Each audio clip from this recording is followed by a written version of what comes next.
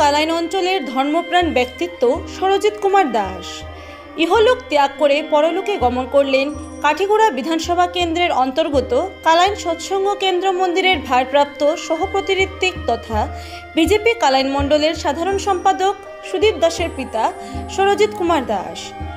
আজ বৃহস্পতিবার সকাল 7:40 নাগাদ বার্ধক্যজনিত রোগে আক্রান্ত হয়ে 78 বছর বয়সে তিনি শেষ নিঃশ্বাস ত্যাগ করেন। মৃত্যুকালে রেখে গেছেন স্ত্রী, এক পুত্র, 2 কন্যা, পুত্রবধূ, জামাতা এবং নাতিনাতনি সহ অসংখ্য গুণমুগ্ধদের। উনার অমায়িক আচরণের জন্য সমাজের সর্বস্তরের মানুষের প্রিয় পাত্র ছিলেন তিনি। উনাকে শেষ শ্রদ্ধা জানাতে সমগ্র কাঠিগড়ার বিভিন্ন এলাকা থেকে প্রচুর লোক সমাগম ঘটেছিল। এদিন কাঠিগড়া সৎসঙ্গ কেন্দ্র এবং বিহারা সৎসঙ্গ কেন্দ্রের তরফ থেকে উনাকে শেষ শ্রদ্ধাঞ্জলি প্রদান করা হয়। আজ বিকেল 5টা নাগাদ কালাইনবাজার স্থিত শ্মশান কালীবাড়িতে উনার শেষকৃত্য সম্পন্ন করা হয়। কালাইন ডিগাবর রোড স্থিত দাস মেডিকেল হলের স্বত্বাধিকারী সরজিৎ কুমার দাসের প্রয়াণে সমগ্র কালাইন এলাকায় শোকের ছায়া নেমে আসে। ব্যুরো রিপোর্ট, সংবাদ বাংলা।